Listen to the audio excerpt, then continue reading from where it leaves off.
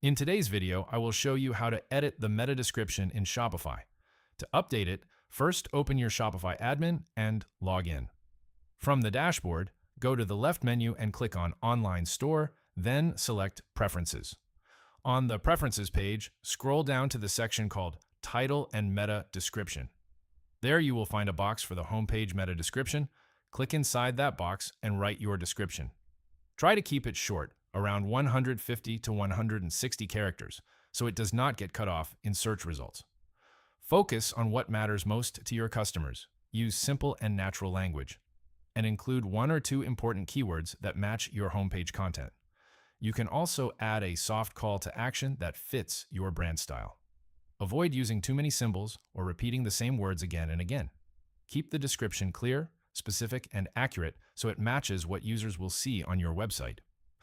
Once you are satisfied, click Save at the top.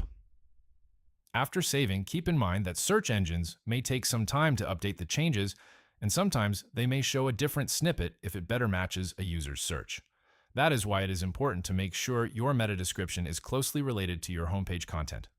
By writing a clear and concise description and saving it properly, you improve how your store appears in search results and increase the chances of getting more visitors.